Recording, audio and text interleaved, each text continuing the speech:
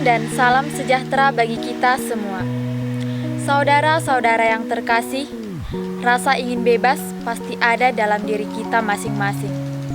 Setiap orang ingin hidup bebas dengan caranya sendiri.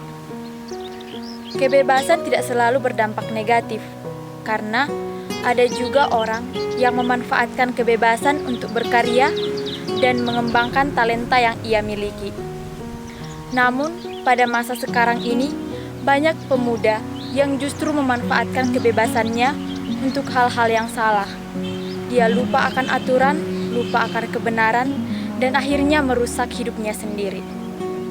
Bacaan hari ini diambil dari Injil Lukas 15 ayat 11 sampai 32. Bercerita tentang perumpamaan tentang anak yang hilang. Dalam perumpamaan ini diceritakan seorang ayah yang kaya yang memiliki 2 orang anak, yaitu si bungsu dan si sulung. Si bungsu adalah seorang anak yang menyukai kebebasan. Dia suka hidup dengan caranya sendiri. Akhirnya, dia memutuskan untuk keluar dari rumah bapaknya dan mengambil jalan hidup sendiri.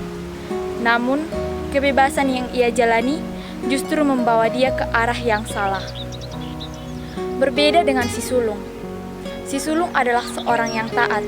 Dia rajin bekerja dan tidak pernah sekalipun melanggar perintah bapaknya. Namun, ada rasa iri yang tertanam dalam hatinya. Rasa iri yang justru membuat dia sulit menyadari betapa besar kasih bapaknya kepadanya. Ayah dari kedua anak ini adalah sosok yang maha pengampun dan penuh kasih. Dia tidak pernah memperhitungkan kesalahan anak-anaknya.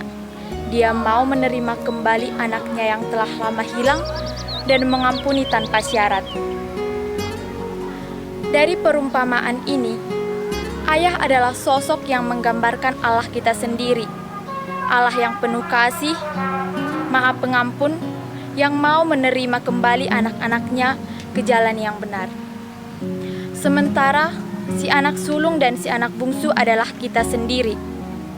Ada beberapa dari kita yang seperti si anak bungsu, yang berdosa, memilih jalan sendiri dan keluar dari jalan kebenaran. Ada juga yang seperti si sulung, yang selalu taat akan perintah Bapa, namun dia merasa benar dan sulit menyadari kesalahannya sendiri. Saya ingin mengajak saudara sekalian untuk lebih berfokus kepada si anak bungsu. Dapat kita bayangkan bagaimana penderitaan yang dialami oleh si bungsu. Mungkin awalnya dia bahagia dengan hidup yang dia jalani. Namun pada akhirnya dia sengsara, dia melarat, bahkan hampir tidak sanggup untuk melanjutkan hidupnya. Hal ini menunjukkan bahwa siapapun yang memutuskan keluar dari jalan kebenaran, suatu saat pasti akan menderita. Namun, ada satu hal yang patut kita teladani dari si bungsu ini. Di tengah penderitaannya, dia merenung, dia menyadari apa yang dilakukannya selama ini. Dia menyadari bahwa dia telah melakukan kesalahan besar. Dengan berani, dia merendahkan hatinya untuk memohon pertobatan kepada bapaknya. Dan siapa sangka, bapaknya mau menerimanya kembali, bahkan menyambutnya dengan sukacita yang luar biasa. Saudara-saudara sekalian, kita tidak perlu takut untuk bertobat, sebab Tuhan tidak pernah memperhitungkan kesalahan kita. Dia akan menerima kita dan menuntun kita untuk kembali ke jalan yang benar. Mari kita renungkan kembali hidup kita. Sudahkah kita menyadari kesalahan kita?